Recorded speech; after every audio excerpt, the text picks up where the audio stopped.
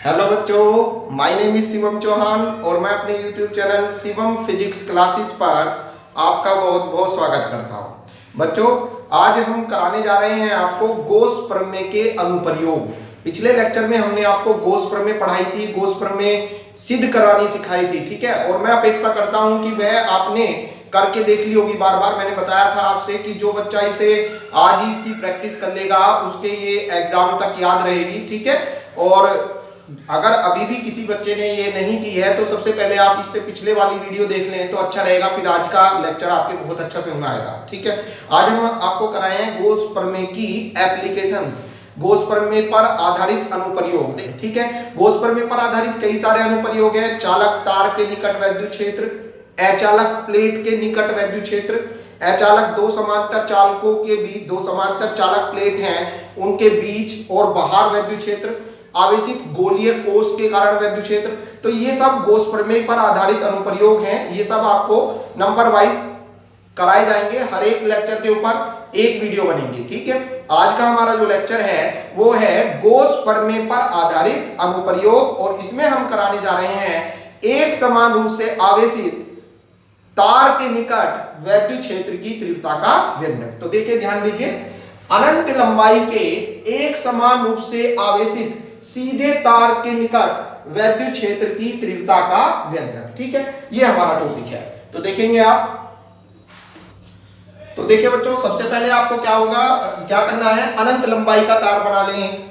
एक अपरिमित लंबाई का तार है, ये एक तार है, ठीक है। पता नहीं है आगे भी इसकी सीमा है, ठीक है, मींस इसकी लेंथ अनंत है। ये अनंत लंबाई का आगे भी है ये, ठीक है। अनंत लंबाई का वायर है, हमने इतना बना लिया है। वैसे और भी हो सकता है, ऊपर नीचे कितना भी ले लो, क्योंकि अपरिमित है, इसकी लंबाई हमें नहीं पता। इस तार के, ये कैसा है, अनंत लंबाई के एक समान रूप से आवेशित, इस तार का, ये तार एक समान रूप से आवेशित है। इसका मीन्स ये है कि जब इस पर आवेश दिया जाएगा तो वो आवेश इस पर समान रूप से फैल जाएगा। ये देखिए, इस पर आवेश समान रूप से वितरित हो जाएगा। वितरित मीन्स फैल जाएगा। इस तार के निकट, इस तार के निकट हम स्मॉल r दूरी पर यहां पर एक बिंदु P मान लेते हैं। ये मान लिया, तार के निकट r दूरी पर एक बिंदु P मान लिया। यहां पर आपको वैद्युत क्षेत्र की तीव्रता निकालनी है, ठीक है। किसकी सहायता से? गॉस प्रमेय की सहायता से। तो इसके लिए आप एक बात को ध्यान से समझिएगा। मैंने बताया था गॉस प्रमेय किसके लिए अप्लाई होती है? गॉस प्रमेय गॉसियन पृष्ठ के लिए अप्लाई होती है। जो गॉसियन पृष्ठ होते हैं, जो आवेश को परिबद्ध करते हैं, उनके लिए गॉस प्रमेय अप्लाई होती है। तो अब हमें इस तार के निकट जो वैद्युत क्षेत्र निकालना है वो किसकी सहायता से निकालना है? गॉस प्रमेय की सहायता से। तो गॉस प्रमेय की सहायता से यहां पर वैद्युत क्षेत्र निकालने के लिए, जहां वैद्युत क्षेत्र निकालना है वहां से गुजरते हुए एक गॉसियन पृष्ठ की कल्पना करेंगे, ठीक है। यहां पर वैद्युत क्षेत्र निकालने के लिए एक गॉसियन पृष्ठ की कल्पना करेंगे। क्यों करेंगे? क्योंकि यहां पर वैद्युत क्षेत्र गॉस प्रमेय की सहायता से निकालना है और गॉस प्रमेय गॉसियन पृष्ठ के लिए लागू होती है। तो ये बात आप अपने दिमाग में फीड कर लें अच्छी तरह से, ठीक है। समझ में आ गया? अब देखिए गॉसियन पृष्ठ कैसा बना है। अब देखिए वायर जो है, ये जो तार है ये बेलनाकार है। ये कुछ देर के लिए देखिए आप, ये एक तार है सपोज कीजिएगा, तो इसकी आकृति कैसी है? बेलनाकार है। इस बेलनाकार में दो तरह के पृष्ठ होते हैं। ये होते हैं ये और ये समतल पृष्ठ। ये वाला समतल या वृत्तीय पृष्ठ कह दो, ये वृत्तीय पृष्ठ है, ये वृत्तीय पृष्ठ है, ओके। और ये जो है, ये इसे बोलते हैं वक्र पृष्ठ। ये वक्र पृष्ठ होता है। तो बेलन में दो प्रकार के पृष्ठ होते हैं, वृत्तीय पृष्ठ और वक्र पृष्ठ, ठीक। तो अब हमें क्या करना है, मींस इसकी आकृति है बेलनाकार, तो P से गुजरते हुए एक बेलनाकार गॉसियन पृष्ठ की कल्पना कर लेंगे। तो P से गुजरते हुए एक बेलनाकार गॉसियन पृष्ठ बनाएंगे। सबसे पहला स्टेप ये देखिएगा बच्चों, P से गुजरते हुए एक बेलनाकार गॉसियन पृष्ठ बना रहा हूं मैं।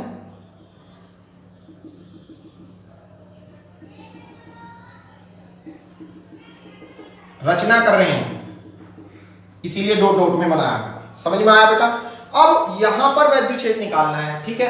अब ये जो तार है ये अनंत लंबाई का तार था, इसकी सपोज कीजिए L लंबाई हो गई है। L लंबाई के निकट ये जो भाग है, हमने जो बेलन माना है, इसकी लंबाई कितनी है बच्चों? L लंबाई है। तार के निकट कितनी लेंथ पर, कितनी डिस्टेंस पर, r दूरी पर, तार के निकट r दूरी पर बिंदु P है, P पर विद्युत क्षेत्र की तीव्रता ज्ञात करनी है। ठीक है, अब P पर विद्युत क्षेत्र की तीव्रता निकालने के लिए P से गुजरते हुए एक बेलनाकार गॉसियन पृष्ठ की रचना करते हैं। ये माना हो गया।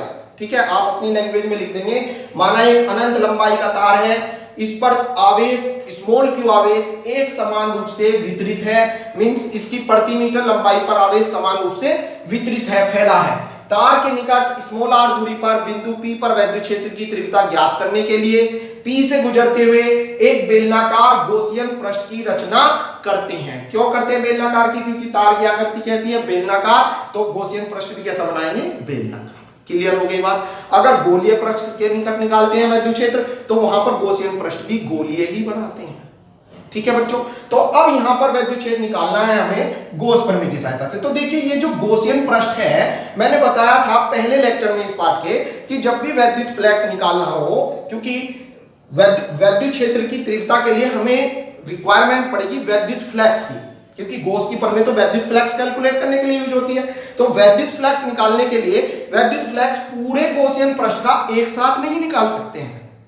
क्या करेंगे? हम इस गॉसियन पृष्ठ को मान लेंगे कि ये अल्प क्षेत्रफल अवयवों से मिलकर बना है, जिसमें से एक अल्प क्षेत्रफल अवयव हमने P पर मान लिया। ये अल्प क्षेत्रफल अवयव हो गया dA। ठीक है बच्चों, यहां पर एक अल्प क्षेत्रफल अवयव मान लिया dA। एक अल्प क्षेत्रफल अवयव तो मैंने यहां पे मान लिया वक्र पृष्ठ पे। एक वक्र पृष्ठ, देखिए ये बेलन है, ये बेलन है जो मैंने बनाया यहां पर बेलन, इस पर एक वक्र पृष्ठ है, ये वक्र पृष्ठ पूरा एक है, ये पूरा एक वक्र पृष्ठ है। दो वृत्तीय पृष्ठ है, एक एरा एक एरा, दो वृत्तीय पृष्ठ है, एक वक्र पृष्ठ है। तो एक अल्प क्षेत्रफल अवयव मैंने वक्र पृष्ठ पर माना है और एक अल्प क्षेत्रफल अवयव मैं यहां पर मान लेता हूं बिंदु Q पर। ये देखिए dA। एक अल्प क्षेत्रफल अवयव मैं यहां पर मान लेता हूं बिंदु R पर dA। पहले यहां तक बताइए आपके समझ में आ गया क्या? आपने देखा यहां पर विद्युत क्षेत्र निकालना है बिंदु P पर। अब बिंदु P से गुजरते हुए एक बेलनाकार गॉसियन पृष्ठ की कल्पना कर ली। अब हमने देखा इस गॉसियन पृष्ठ में दो तरह के पृष्ठ हैं। दो तरह के कैसे हैं? एक तो वक्र पृष्ठ है और एक वृत्तीय पृष्ठ है। वृत्तीय पृष्ठ दो हैं और एक वक्र पृष्ठ है। अब हमने क्या करना है? यहां पर विद्युत फ्लक्स निकालने। विद्युत फ्लक्स क्यों निकालने हैं? विद्युत क्षेत्र की तीव्रता के लिए हमें विद्युत फ्लक्स चाहिएगा पहले। ठीक है, क्योंकि गॉस प्रमेय की सहायता से विद्युत फ्लक्स निकलता है। तो पहले विद्युत फ्लक्स निकालेंगे, फिर विद्युत क्षेत्र अपने आप ही निकल कर आ जाएगा। तो पहले विद्युत फ्लक्स निकालने के लिए हम देखेंगे जो गॉसियन पृष्ठ है उसका पूरे का विद्युत फ्लक्स एक साथ नहीं निकाल सकते हैं। क्या करेंगे? उस गॉसियन पृष्ठ में छोटे छोटे अल्प अवयव मान लेंगे। एक अल्प अवयव मैंने बिंदु P पर मान लिया, इसके वक्र पृष्ठ पर। इस क्षेत्र अल्प क्षेत्रफल अवयव है इसका dA। ठीक है, और दो मान लिए इसके, क्योंकि इसमें दो वृत्तीय पृष्ठ हैं, एक यहां पर है एक यहां पर है। तो एक अल्प क्षेत्रफल अवयव बिंदु Q पर मान लिया, एक अल्प क्षेत्रफल अवयव बिंदु R पर मान लिया।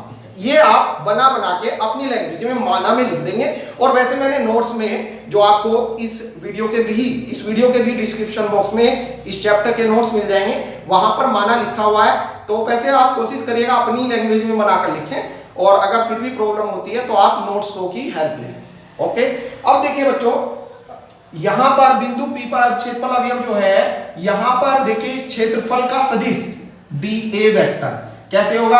अल्प क्षेत्रफल अवयव का क्षेत्रफल सदिश पृष्ठ से लंबवत बाहर की ओर। क्षेत्रफल सदिश कैसे होता है? पृष्ठ से लंबवत बाहर की ओर। तो ऐसे हो गया। ठीक है, यहां पर बताइए क्षेत्रफल सदिश पृष्ठ से लंबवत बाहर की ओर, तो ये ऐसे हो जाएगा बच्चों। ये देखिए dA वेक्टर। यहां पर बताइए बेटे पृष्ठ से लंबवत बाहर की ओर, ये ऐसे हो जाएगा dA वेक्टर। बात समझ में आ गई? देखिए अगेन रिवाइज, यहां पर क्षेत्रफल सदिश जब ऐसे है dA, तो इसका क्षेत्रफल सदिश ये हो जाएगा dA वेक्टर। ठीक, यहां पर ऐसे है dA, तो इसका क्षेत्रफल सदिश ये हो जाएगा dA वेक्टर। यहां नीचे को है तो क्षेत्रफल सदिश ऐसे हो जाएगा, पृष्ठ के लंबवत बाहर की ओर होता है क्षेत्रफल सदिश। लेक्चर नंबर 1 में मैंने समझा रखा है आपको। अब विद्युत क्षेत्र देखिएगा, बिंदु P पर जो विद्युत क्षेत्र जो धनावेश है, धनावेश, ये तार पर आवेश समान रूप से धनावेश फैल रहा है, इसके कारण जो विद्युत क्षेत्र होगा वो पृष्ठ से बाहर की ओर जाएगा, ऐसे जाएगा बाहर की ओर। तो इस पर प्लस Q आवेश है तो विद्युत क्षेत्र ऐसे जाएगा बाहर की ओर। तो बिंदु P पर विद्युत क्षेत्र ऐसे होगा, यहां पर भी विद्युत क्षेत्र ऐसे होगा, भाई बाहर की ओर जाएगा। ये यहां पर भी विद्युत क्षेत्र ऐसे होगा। क्लियर? अब देखते हैं वैद्युत क्षेत्र की, क्योंकि वैद्युत क्षेत्र तो एक समान होगा। क्यों होगा एक समान? क्योंकि आवेश एक समान रूप से वितरित है। देखिए सारे में स्मॉल क्यू आवेश जो है समान रूप से वितरित है, फैला है, तो वैद्युत क्षेत्र भी समान रूप से ही होगा, सारा बाहर की ओर सब जगह। देखिए इस टाइप से ये वैद्युत क्षेत्र है, ये वैद्युत क्षेत्र है बच्चों, ई वेक्टर, ठीक है। तो यहां पर भी वैद्युत क्षेत्र ऐसे, यहां पर भी वैद्युत क्षेत्र ऐसे, यहां पर भी वैद्युत क्षेत्र ऐसे। अब आप चित्र को ध्यान से देखिएगा और बताइए बिंदु P पर वैद्युत क्षेत्र सदिश ई वेक्टर और क्षेत्रफल सदिश डीए वेक्टर दोनों समदिश हैं, दोनों एक ही दिशा में है। ओके, बिंदु Q पर आइए, बिंदु Q पर वैद्युत क्षेत्र सदिश ई वेक्टर, क्षेत्रफल सदिश डीए वेक्टर परस्पर लंबवत हैं, इनके बीच में एंगल 90 डिग्री बन रहा है। चित्र में आपको क्लियर हो रहा होगा, ये देखिए 90 डिग्री का एंगल है बच्चों। ओके, बिंदु R पर आइए, यहां पर भी ई वेक्टर डीए वेक्टर परस्पर लंबवत हैं, यहां पर भी 90 डिग्री का कोण बन रहा है। तो आप देखिएगा सबसे पहले, चूंकि गॉसियन पृष्ठ से गुजरने वाला कुल वैद्युत फ्लक्स कितना होगा बच्चों? d फाई ई, ठीक है। अब आप सोच रहे होंगे बच्चों d फाई ई क्यों लिख रहे हैं? मैंने अभी बताया था गॉसियन पृष्ठ से पूरे पृष्ठ से एक साथ तो निकल नहीं सकता, पहले हम देखेंगे अल्प क्षेत्रफल अवयवों से। तो जहां हमने गॉसियन पृष्ठ लिखा है वहां पर लिख दो पहले अल्प क्षेत्रफल अवयवों से, अल्प क्षेत्रफल अवयवों से गुजरने वाला वैद्युत फ्लक्स, अल्प क्षेत्रफल अवयवों से गुजरने वाला वैद्युत फ्लक्स d फाई ई बराबर हो जाएगा d phi E at point P plus d phi E at point Q plus d phi E at point R, ठीक है बच्चों। बिंदु P का फ्लक्स प्लस Q का फ्लक्स प्लस R का फ्लक्स, क्योंकि जो अल्प क्षेत्रफल अवयव माने हैं वे बेलनाकार पृष्ठ के P पॉइंट पर, Q पर और R पर, इस टाइप से मैंने माने हैं, ठीक है बेटे। अब ये हो जाएगा आपका d phi E is equal to, देखिए इसको खोलिए, विद्युत फ्लक्स का फॉर्मूला होता है अल्प क्षेत्रफल अवयव का E vector dot DA vector, dot हटता है तो कोस थीटा आ जाता है, तो ये होता है ई डीए कोस थीटा। और बिंदु P पर देखेंगे आप ई और डीए दोनों समदिश हैं, एक ही दिशा में जा रहे हैं, तो यहां पर हो जाएगा ई डीए कोस 0 यहां पर, प्लस बिंदु Q पर हो जाएगा, यहां पर देखिए एंगल कितना है 90, तो ये हो जाएगा बच्चों ई डीए कोस 90 प्लस R पर आइए, ये भी 90, तो ई डीए कोस 90, क्लियर। कोस 90 की वैल्यू सबको पता है 0, तो ये हो जाएगा 0, ये भी हो जाएगा 0। ओके, तो वैद्युत फ्लक्स हो जाएगा d phi E is equal to E d a cos 0 की वैल्यू 1, तो बस ई डीए आ गया। ये अल्प क्षेत्रफल अवयवों से गुजरने वाला कुल फ्लक्स आया है d फाई बराबर ई डीए। अब पूरे पृष्ठ का निकालने के लिए पूरे गॉसियन पृष्ठ का d हटा दो, इसलिए पूरे गॉसियन पृष्ठ से गुजरने वाला वैद्युत फ्लक्स, पूरे गॉसियन पृष्ठ से गुजरने वाला वैद्युत फ्लक्स, क्या करेंगे बेटा? d हटाओ, d हटाए तो इंटीग्रल ले आओ, तो ये हो जाएगा phi E is equal to E integral में डी ए। बताइए समझ में आ गया क्या? यहां से d हटाएंगे तो इधर इंटीग्रल आ जाएगा, d हटाया इंटीग्रल ले आया, ठीक है। इंटीग्रल फॉर टोटल सरफेस, पूरे सरफेस का इंटीग्रल, ठीक है। अब इस पूरे सरफेस में जो वृत्तीय हैं, वृत्तीय भाग जो है उनका तो वैद्युत फ्लक्स हो गया है 0। क्यों हो गया है 0? देखिए क्योंकि यहाँ पर ये परपेंडिकुलर है, तो फिर जो विद्युत फ्लक्स है वो केवल वक्र पृष्ठ के कारण बचेगा। तो integral of DA for total surface मतलब बेलन के वक्र पृष्ठ का क्षेत्रफल, चूंकि integral of DA for total surface मैंने बताया था ना, इंटीग्रल में ऐसे कर दो तो इसका मींस क्या है? पूरे पृष्ठ के लिए, पूरे गॉसियन पृष्ठ का क्षेत्रफल, पूरे गॉसियन पृष्ठ के वक्र पृष्ठ का क्षेत्रफल हो जाएगा ये बेलन के वक्र पृष्ठ का क्षेत्रफल, वक्र पृष्ठ का क्षेत्रफल। और क्या होगा बेटा? ये integral of D A is equal to होगा वक्र पृष्ठ का क्षेत्रफल, कक्षा 9 में पढ़ा होगा आपने 2 pi R H, 2 pi R H, तो ये हो जाएगा 2 पाई आर h के रिप्लेस ये वाली लाइन जिसके कारण हमने निकाला है 2 पाई r l। ठीक है बच्चों, तो integral of dA for total surface is equal to 2 pi r l होता है बेलन के वक्र पृष्ठ का क्षेत्रफल। ठीक है, तो इंटीग्रल ऑफ dA की रिप्लेस ये वाली वैल्यू आप रख दीजिए, तो ये हो जाएगा बच्चों phi e is equal to e, और इसकी जगह आप लिख दीजिए 2 पाई r l। ठीक है बेटे, यहां तक समझ में आ गया, कोई दिक्कत यहां तक।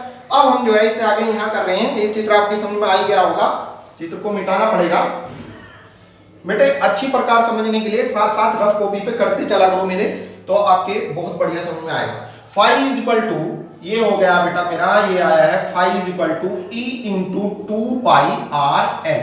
मैं यहां तक आ गया हूं। अब हमें जो विद्युत फ्लक्स निकालना, विद्युत क्षेत्र निकालना था, वो किसकी सहायता से निकालना है? गॉस प्रमेय की सहायता से। और गॉस की प्रमेय कहती है, गॉस प्रमेय से, गॉस की प्रमेय से, गॉस की प्रमेय क्या कहती है बच्चों? phi e बराबर होता है q upon epsilon not. phi e बराबर q अपॉन एप्सिलॉन नॉट, तो phi की वैल्यू phi के रिप्लेस रख दो।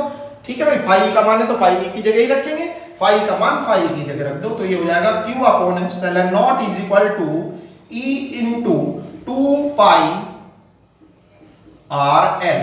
ये आ गया, यहां से e की वैल्यू आ जाएगी e इज इक्वल टू, इसको ले आइए अपॉन में। e क्यों निकालने हैं? देखो क्या निकालना है, अनंत लंबाई के तार के निकट वैद्युत क्षेत्र, वैद्युत क्षेत्र मींस e निकालना है, तो e को अलग कर लेंगे, तो e इज इक्वल टू ये जो गुणा में है ये इधर भाग में आ जाएगा, तो e is equal to q upon 2 pi r l into में एप्सिलॉन नॉट। ठीक है बच्चों, अब देखिए आपको मैंने लेसन नंबर 1 में पढ़ाया था q अपॉन l कुछ है, e upon l, q upon l कुछ है, क्या है बताइए? q अपॉन l होता है lambda. Lambda is equal to आवेश का रेखीय घनत्व।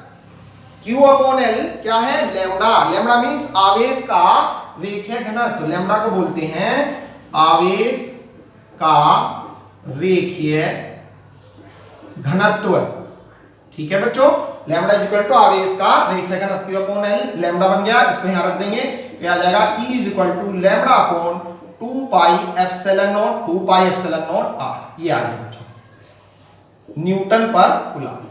ठीक है, तो ये अनंत लंबाई के तार के निकट वैद्युत क्षेत्र की तीव्रता निकालनी सीखी आपने। इसका फॉर्मूला होता है, याद रखना, E is equal to lambda upon 2 pi epsilon naught into r। ये डेरिवेशन नहीं आता है एग्जाम में, अगर ये आया तो इस तरह से आएगा। गॉस प्रमेय लिखो तथा, क्वेश्चन सुन लीजिए कैसे आता है, गॉस प्रमेय लिखो तथा गॉस प्रमेय की सहायता से एक समान रूप से आवेशित अनंत लंबाई के तार के निकट वैद्युत क्षेत्र की तीव्रता का व्यंजक स्थापित कीजिए। तो पहले गॉस प्रमेय को डिफाइन करना है, जो मैंने आपको याद करा दी थी।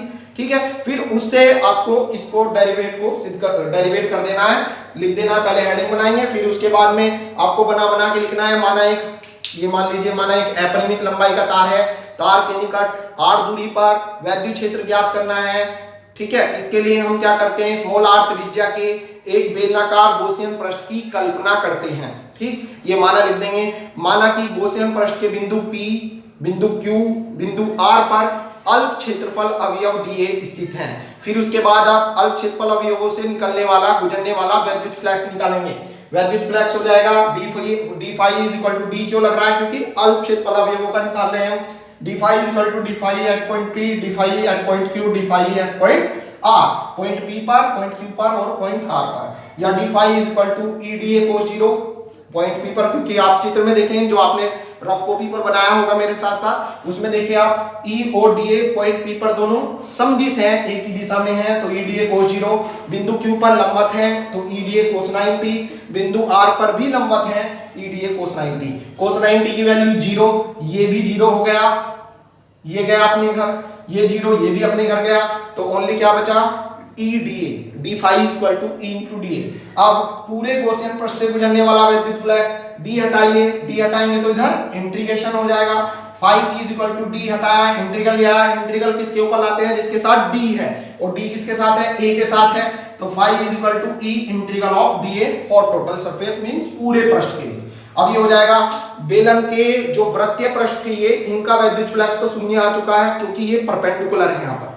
यहाँ पर केवल वक्र पृष्ठ के लिए अप्लाई होगा, तो वक्र पृष्ठ का क्षेत्रफल हो जाएगा बेलन के वक्रपृष्ठ का क्षेत्रफल होता है 2 पाई आर एच। तो 2 पाई आर एच के रिप्लेस वो जो हमने बेलन की कल्पना की थी उसकी लेंथ हमने ली है स्मॉल एल, जो भी क्वेश्चन में देगा वो लेनी है आपको। तो 2 pi are l integral of d a for total surface, इसकी वैल्यू 2 पाई आर एल रख दी। फाई ई का मान होता है गॉस थ्योरम से phi is equal to Q upon epsilon not. तो फाई के रिप्लेस ये रख देंगे, ये आ गया बच्चों। यहां से ई की वैल्यू हो जाएगी, इसको यहां पर ले आइए तो E is equal to Q upon 2 pi are L epsilon naught. Q upon L पिछले लेसन का फॉर्मूला है, Q upon L is equal to होता है लैम्डा।